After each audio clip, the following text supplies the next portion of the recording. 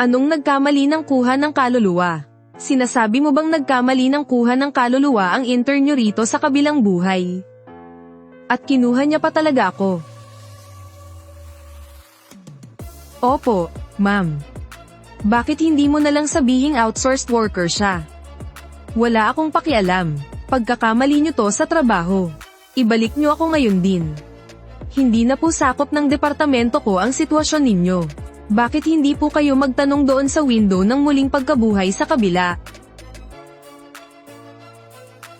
Hindi rin naman naging masyadong masaya ang buhay ko ngayon. Mabuti pa tong kuya na galing sa sinaunang panahon.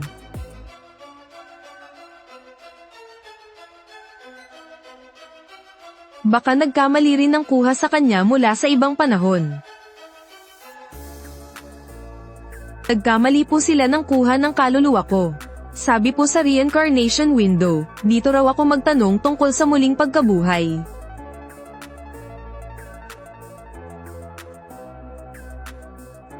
Pasensya na po, pero base sa sistema ay hindi sapat ang level ng puot ninyo. Hindi po namin may poproseso ang muling pagkabuhay nyo. Kitang-kita namang punong-puno na ako ng puot ngayon Jiang Wanning, sa tingin mo ba karapat-dapat kang mabuhay ulit? Zay. Hindi kita kilala. Ay, pasensya na, nagkamali ako ng tao.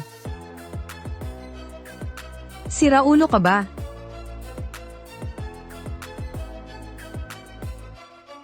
Ang saklap naman ng pagkamatay ko. Miss Jiang, lubos po kaming humihingi ng tawad sa abalang naidulot namin.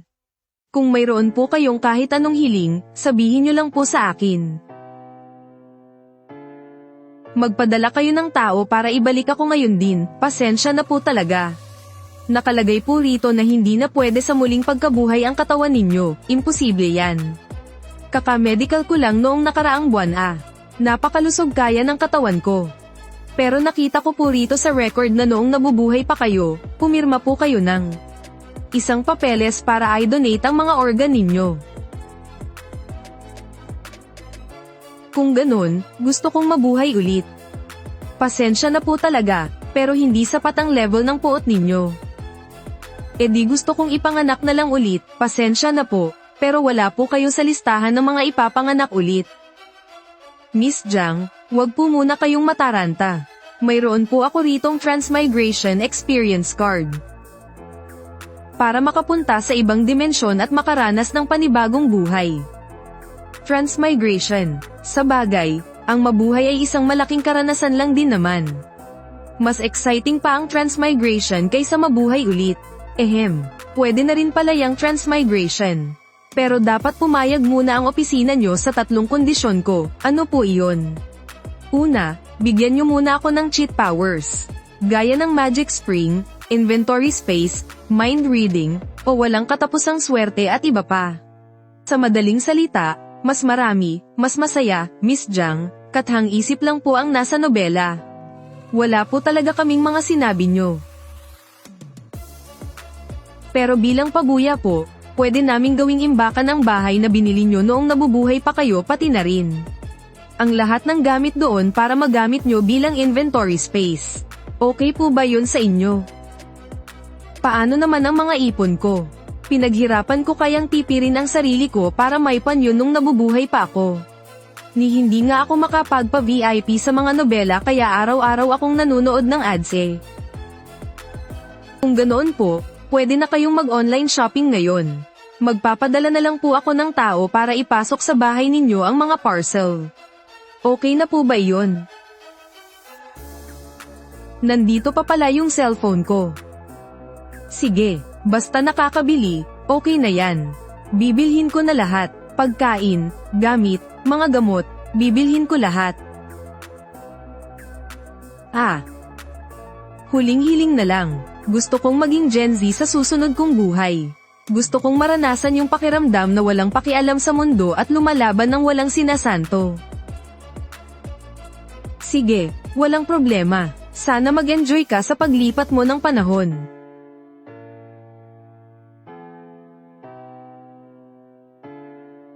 Boss, ang tanda ko, hindi pa tapos ang time travel project para sa taong 2000 pataas ah. Ang sabi lang naman niya, gusto niyang ipanganak bilang batang 00, hindi naman niya sinabi kung anong siglo.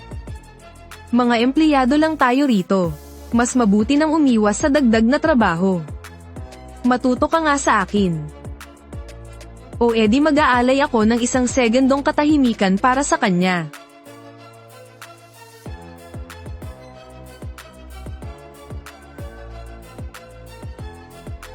Nasaan na ba ako? Saan ba nila ako itinapon? Bakit pamilyar ang tingin na yan, Jiang Wanning, kapag pinagnasaan mo pa ako ulit? Hinding-hindi kita palalampasin.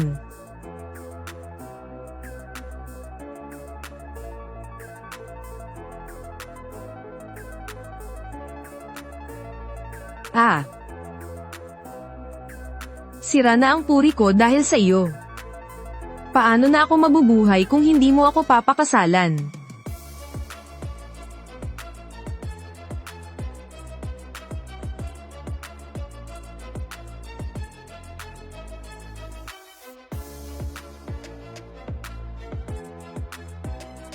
Hi. Grabe, ang sama naman talaga ng ugali ng orihinal na may-ari ng katawang ito.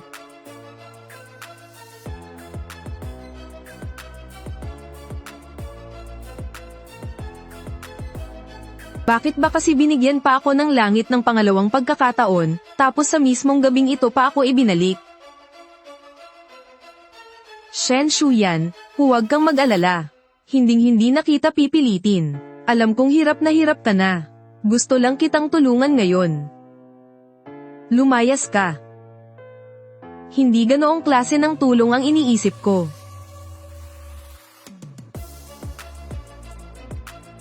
Buisit, niloko ako ng impyerno ah. Kung gusto kong magreklamo, kailangan ko na naman mamatay. Ang laki ng panganib, hayaan na nga. Magpapasalamat na lang ako sa Diyos kung hindi nila dinaya yung unang 2 kondisyon ko. Pasok.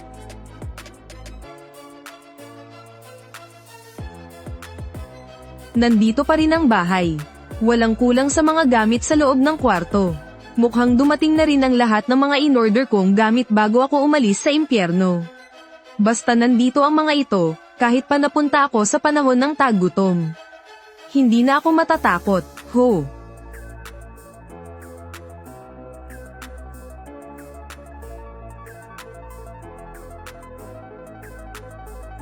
Bakit ang taba-taba ko?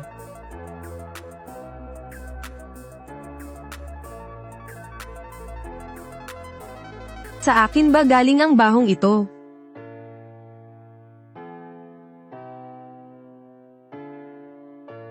Kaya namang papayatin ang katawang ito. At maayos din unti-unti ang balat ko. Kaya lang, si Shen Shuyan talaga ang magiging malaking problema ko. Ginamit ko ang katawan ng orihinal na may-ari, kaya wala akong magagawa kundi saluhin ang lahat ng kalat niya. Labas.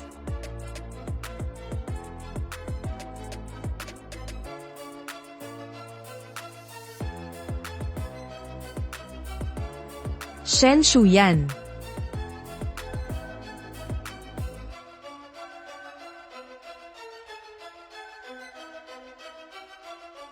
Kapag sinubukan niyang punitin ang damit ko, papatayin ko siya agad-agad.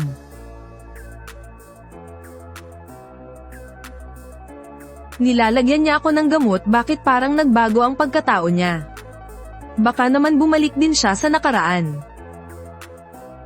Hindi siya yung taong nakita ko sa impyerno. Magkahawig lang sila ng mata. Pero magkaiba ang tingin nila, at malayong malayo ang hugis ng katawan. At malamang hindi rin pinayagang mabuhay muli ang taong iyon. Napakawalang hustisya ng pagkamatay ko. Mag-oobserba muna ako. Basta hindi siya gumapang sa kama ko ngayong gabi, palalampasin ko ang buhay niya. Matulog muna tayo, bukas na yan pag-usapan.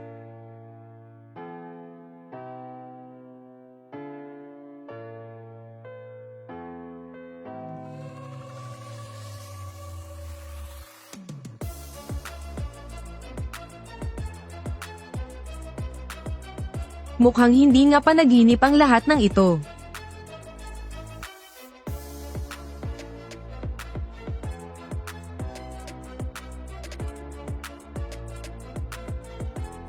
Dahil hindi naman ako makaalis, gagawa muna ako ng paraan para gaman ang loob nila sa akin. Ituturing ko na lang itong pambayad sa mga kasalanan ng dating may-ari ng katawang ito. Hay, kahit gaano ka pa kagaling magluto, wala ka ring magagawa kung walang bigas. Kung ganun, kukuha muna ako ng bigas.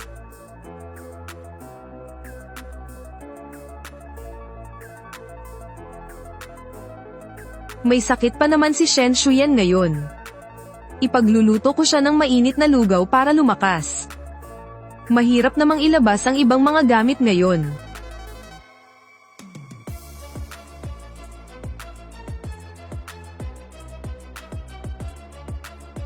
Gutom na talaga ako.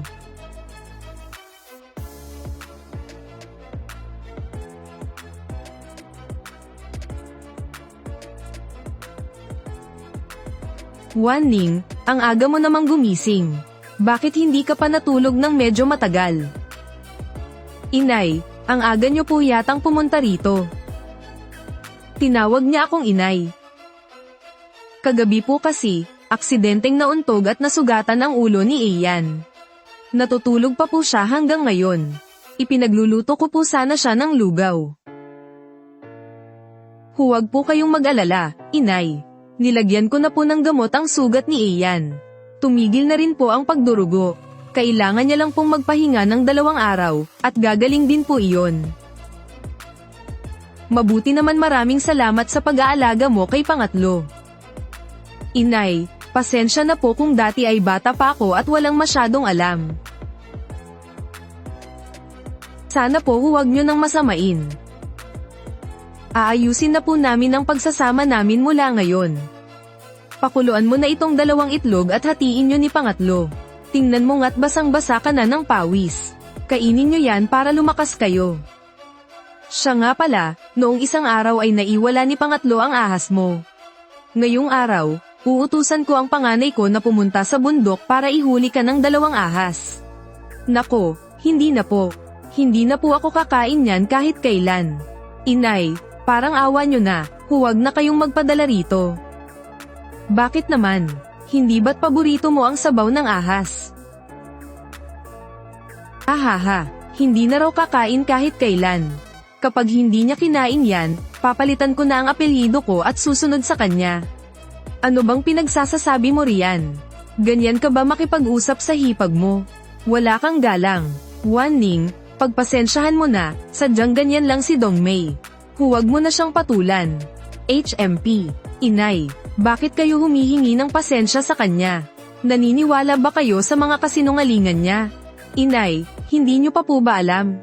Kagabi, nilagyan ng babaeng yan ng gamot ang inumin ni kuya. Halos magdamag silang gising at nag-iingay. Nakinig sa pader si ate kagabi kaya rinig na rinig niya ang lahat.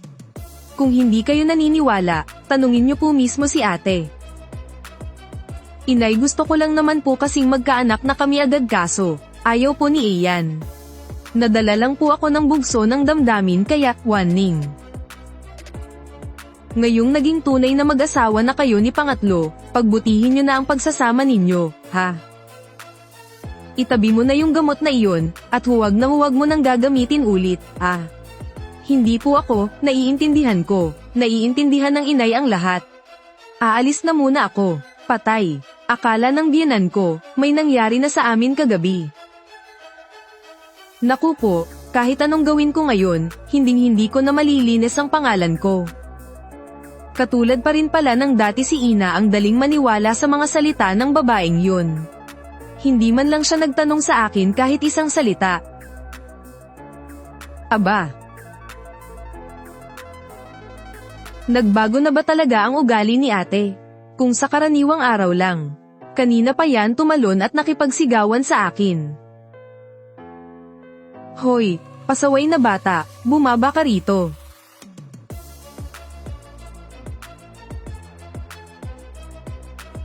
Patay na kaya siya? Humihinga pa naman siguro, no? Na-disappoint ka ba? Sira ulo. Hayaan mo na nga, hindi ko napapatulan ang may sakit. Halatang na-trauma siya. Para siyang yung inalagaan kong tuta dati. Kapag natatakot, nagiging palaban, kaya kailangan dahan-dahanin ang pag-amo. Mabuti naman at ayos ka na. Bumangon ka na dyan at kumain. Bakit hindi ka kumakain? Kumain na ako kanina sa kusina. Narinig ko naman ng malinaw. 2 lang ang itlog na binigay ni nanay, nandito na lahat. Hindi man lang niya tinikman, itinira niya talaga lahat sa akin. Iniisip siguro niya na nilagyan ko na naman ng gamot. Lugaw lang naman ang kinain ko kanina. Itinira ko talaga ang itlog na yan para lumakas ka, wala akong nilagay dyan. Mauna ka nang kumain.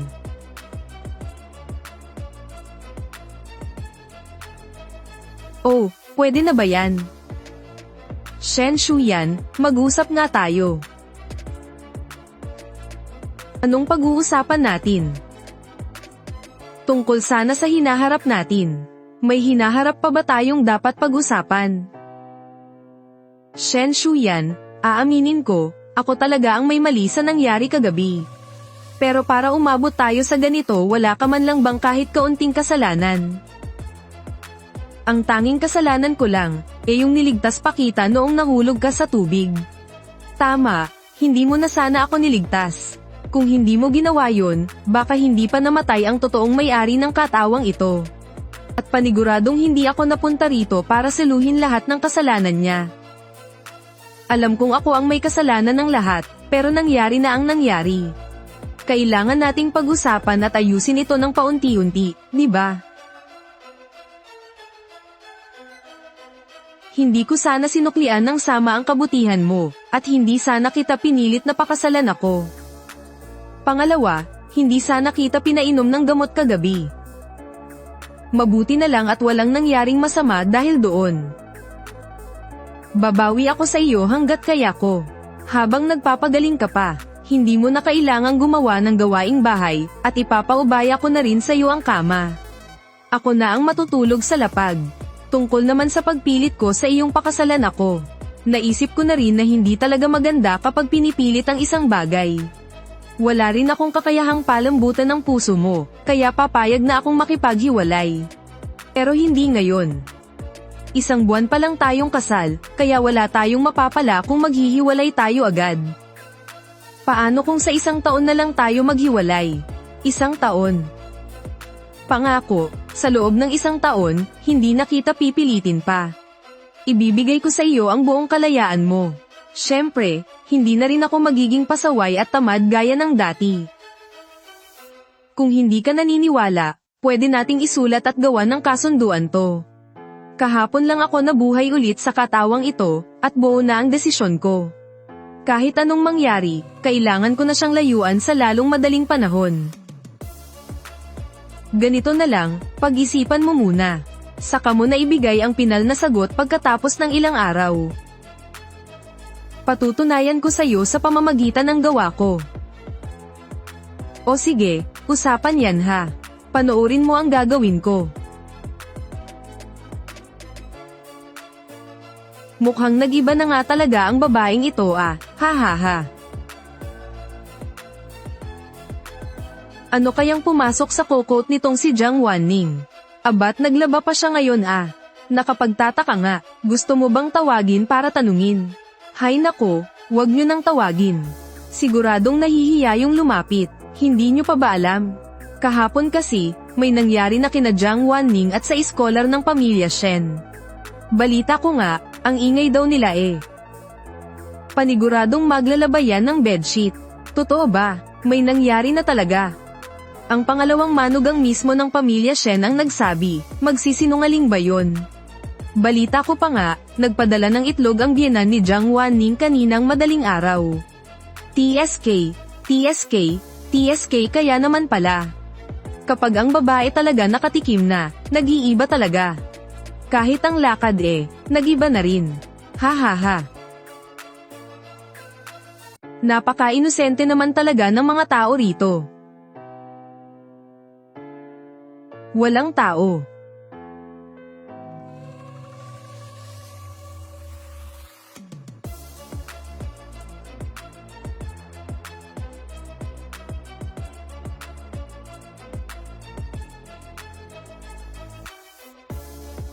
Para maayos ko ang relasyon namin ni Shen Shuyan, kailangan ko munang solusyunan ang tanghalian. Ika nga nila, kapag may napakain ka, madaling makuha ang loob nila.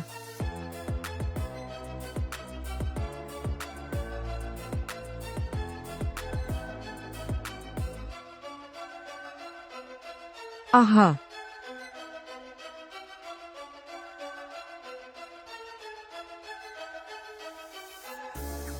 Dalawa, tatlo. May tatlo nga. Gumagabi na. Ayos na rin tong tatlo. Makauwi na nga muna.